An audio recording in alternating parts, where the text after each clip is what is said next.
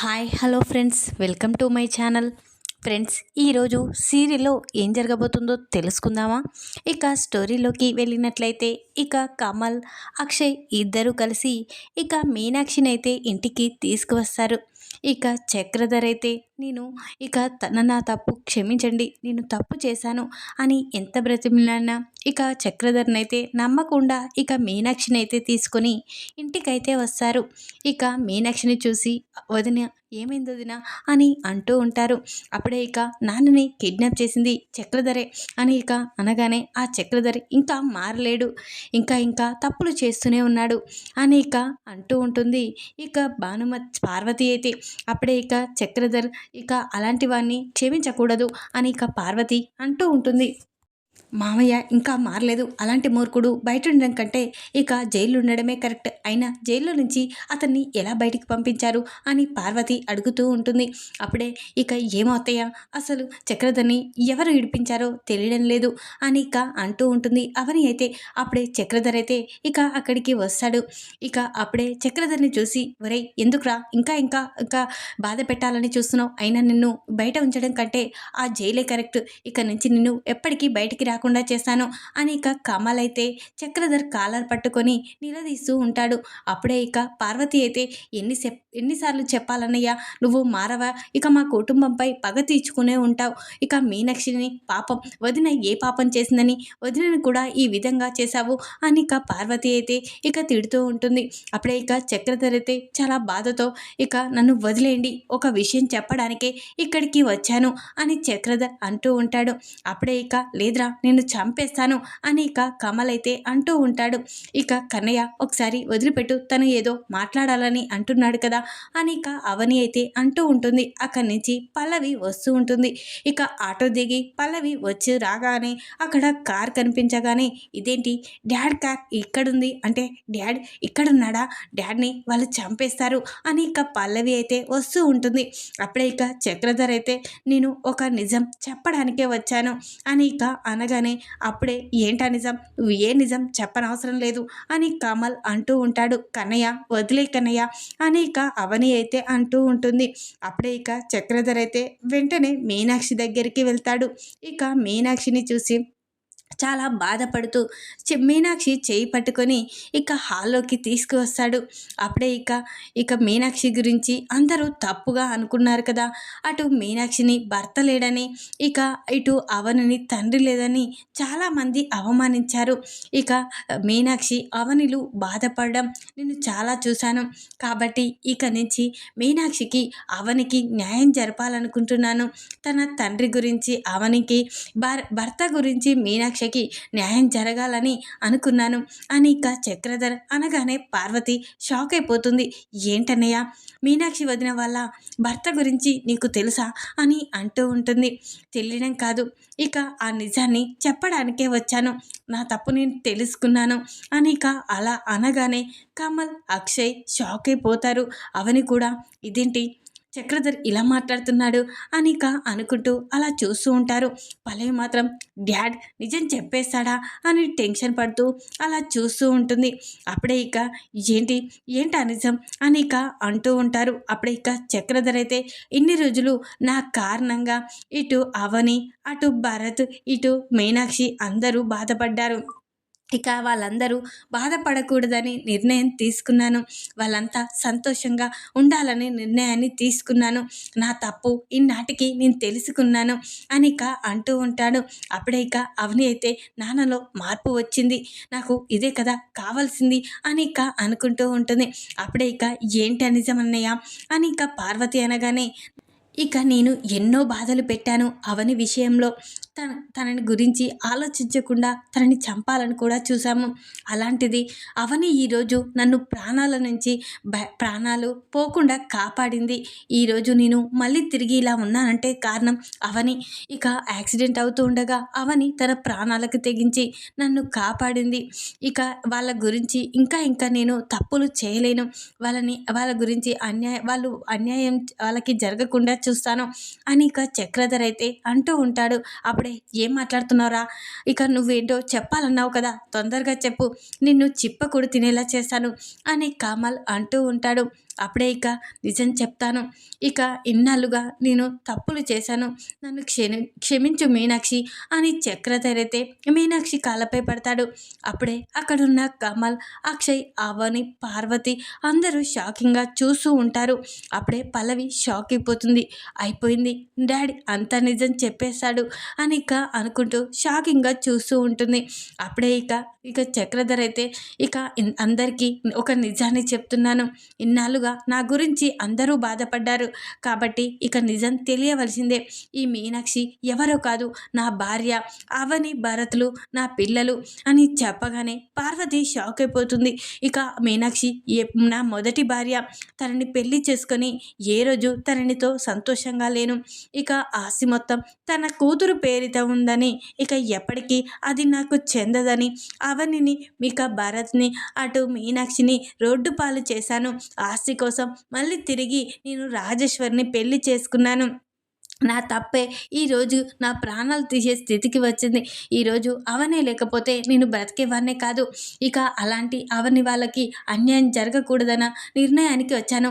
అందుకే ఇక ఈ నిజాన్ని చెప్తున్నాను. ఇన్నాళ్ళుగా మీరు అవని గురించి, అటు మీనాక్షి భర్త గురించి అడిగారు కదా, దానికి అన్నిటికీ కారణం నేను, మీనాక్షి భర్తని, ఇక నా పిల్లలు, ఇక అక్కడ అవని, భరత్లు. ఇకనైనా నేను వాళ్ళతో సంతోషంగా ఉంటాను అని ఇక చక్రధర్ అలా సంతోషంతో చెప్పగానే అందరూ సంతోషపడతారు. అప్పుడే ఏంటి మామయ్య ఏం మాట్లాడుతున్నావు అని కమల్ అంటూ ఉంటాడు. అప్పుడే అవునరా, నిజంగా మీనాక్షి అత్తయ్య ఇక భర్త ఎవరో కాదు, చక్రధర్ మావయ్యే. ఈ నిజాన్ని మా నాన్న బయట పెట్టాలనుకున్నాడు.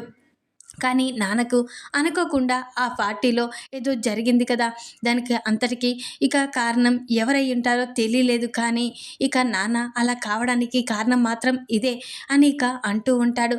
అప్పుడే పల్లవి అయితే ఏం డాడ్ ఏం మాట్లాడుతున్నావు, నువ్వు మతుండే మాట్లాడుతున్నావా? ఇంకోసారి నీకు భార్య ఈ మీనాక్షి అని, అవని, భరతులు నీ పిల్లలని చెప్తే మాత్రం నేను ఊరుకునే ప్రసక్తే లేదు అని పల్లవి అంటూ ఉంటుంది. అప్పుడే అక్కడున్న అక్షయ్ అక్షయ్ అయితే ఏంటి పల్లవి ఏం మాట్లాడుతున్నావు? తన పిల్లలకపోతే ఏమంటారు? అయినా మీనాక్షి అత్తయ్య తన భార్య అని చెప్తున్నాడు కదా అని అక్షయ్ అంటూ ఉంటాడు. అప్పుడు లేదు, తన భార్య అని చెప్తే మాత్రం నేను మా అమ్మ చనిపోతాము. మేము లేమని అనుకోవాలి. వాళ్ళతో నువ్వు ఉంటే మాత్రం మేము చనిపోతాము అని పల్లవి అయితే బెదిరిస్తూ ఉంటుంది. ఇక నుంచి నీకు వాళ్ళు కావాలా మేము కావాలా అదే తేల్చుకో. వాళ్ళు వద్దనుకుంటే మీ దగ్గరికి ఉంటాం, లేకపోతే వాళ్ళని కావాలనుకుంటే మమ్మల్ని దూరం చేసుకోవచ్చు. ఆ మీనాక్షి మనతో కలిసి ఎప్పటికీ ఉండదు. ఆ మీనాక్షిని చూసావా? తన అవతారం చూసావా? తను ఒక అసలు పని మనిషిలా ఉంది. అలాంటిది నా పెద్దమని చెప్పుకోవడం ఏంటి? అయినా నా ఇంట్లో మనిషి అని చెప్పుకోవడం ఏంటి? లేదు, నువ్వు వాళ్ళతో ఉంటావా మాతో ఉంటావా ఒక నిర్ణయానికి రావాలి. వాళ్ళు మనం కలిసి ఉండే ప్రసక్తే లేదు అని పల్లవి అయితే అంటూ ఉంటుంది. అప్పుడే కమల్ అయితే ఏం మాట్లాడుతున్నావే, మతుండి మాట్లాడుతున్నావా? వదిన వాళ్ళు కూడా మీతో సమానమే అని అంటూ ఉంటాడు. అప్పుడే చక్రధర్ అయితే లేదమ్మా, నేను అందరితో కలిసి ఉండాలనే నిర్ణయానికి వచ్చాను. ఇక నుంచి నా తప్పులు తెలుసుకున్నాను అని చక్రధర్ అంటూ ఉంటాడు. లేదు డాడ్, నువ్వు వాళ్ళతో ఉంటే మాతో ఉండనవసరం లేదు. మేము చాలా సంతోషంగా మా అమ్మ నేను బ్రతుకుతాం అని అంటూ ఉంటుంది. పల్లవి అయితే వెంటనే చక్రధర్ అయితే పల్లవి చెంప పలగొట్టొచ్చి, మళ్ళీ నువ్వు రాజేశ్వరితో సంతోషంగా ఉంటావా? రాజేశ్వరిని కూడా ఒక పావులా వాడుకున్నావు. రాజేశ్వరిని నువ్వు చాలా బాగా చూసుకుంటావంటే నేను నమ్మలేను. అయినా నువ్వు అందరితో కలిసిపోవలసిందే. నీకు అమ్మనే సొంత అమ్మ ఈ మీనాక్షి అని చెప్పగానే పల్లవి షాక్ అయిపోతుంది. డాడ్ మర్యాదగా మాట్లాడు, తను నా అమ్మేంటి అని అంటూ ఉంటాడు. నువ్వు చేసిన తప్పులు చాలమ్మా, ఇంకా తప్పులు చేసి నా మీద నెట్టేయాలని చూడకు.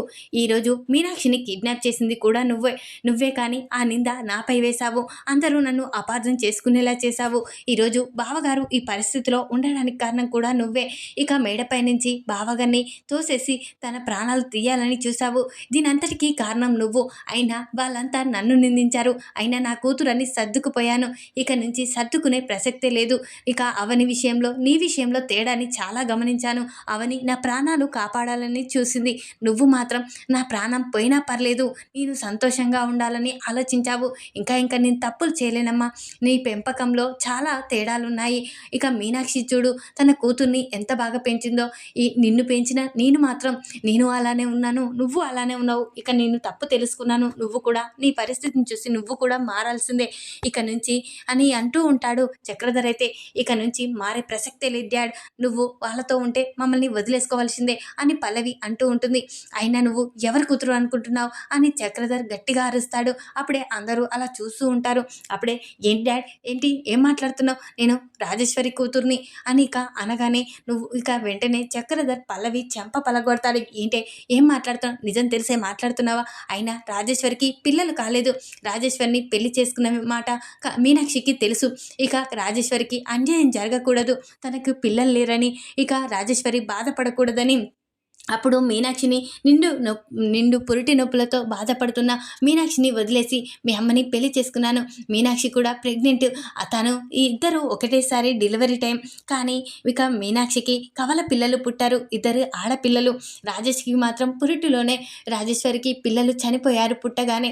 అది చూసిన రాజేశ్వరి ఇక వెంటనే తన ప్రాణాలు కూడా కోల్పోతుంది అని నిజం తెలుసుకున్న మీనాక్షి, నేను తనకు అన్యాయం చేసినా కానీ తను మాత్రం రాజేశ్వరికి అన్యాయం జరగకూడదు అని, తనకు అన్యాయం జరిగిన తనకి మాత్రం సంతోషంగా ఉండాలి. తను కళ్ళు తెరిచి చూస్తే తన కూతురు తన పాప లేదని, ఇక తను ఏమైపోతుందో అని మీనాక్షి అది గమనించి తన పురిటిలోనే తన కూతుర్ని దూరం చేసుకొని రాజేశ్వరి ఒడిలో పెట్టింది. అలాంటి మంచి మనిషి మీనాక్షి. అయినా నేను ఇక మీనాక్షి విషయంలో అలా ఆలోచించలేదు, మూర్ఖంగానే ఆలోచించాను. మీనాక్షి మాత్రం తన పురిటిలోనే బిడ్డను దూరం చేసుకుంది. అది ఎవరో కాదు, నువ్వే. ఇక మీనాక్షి కూతురువి నువ్వు కూడా అని చెప్పగానే పల్లవి షాక్ అయిపోతుంది. అప్పుడు కమల్, అక్షయ్, అవని ఇక అందరూ షాక్ అయిపోతారు. ఏంటి నాన్న, ఏం మాట్లాడుతున్నావు అని అవని అంటూ ఉంటుంది. అవునమ్మా, నిజంగా చెప్పాలంటే నువ్వు పల్లవి కవల పిల్లలు, మీనాక్షి పిల్లలే. కానీ ఇక రాజేశ్వరి పురిటిలో ఇక పాపని దూరం చేసుకుంది.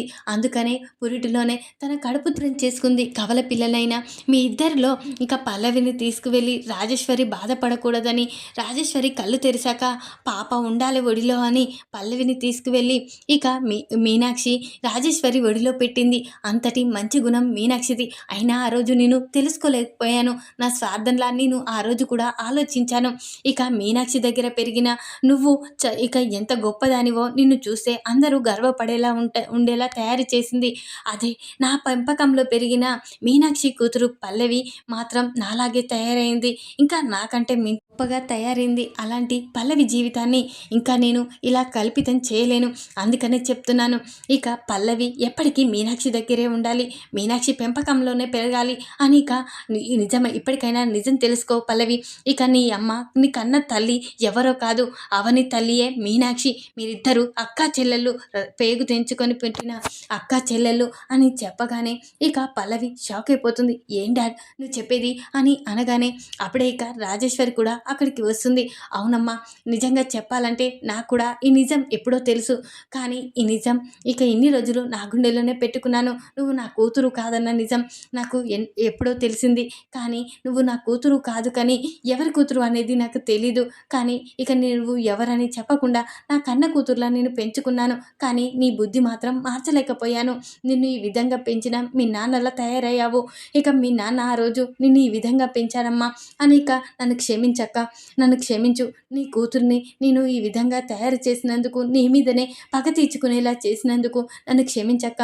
నా ప్రాణాలు పోకుండా ఆ రోజు నీ కూతుర్నిచ్చి నా ఒడిలో పెట్టి నన్ను ఇక ఈరోజు సంతోషంగా ఉండేలా చేశావు.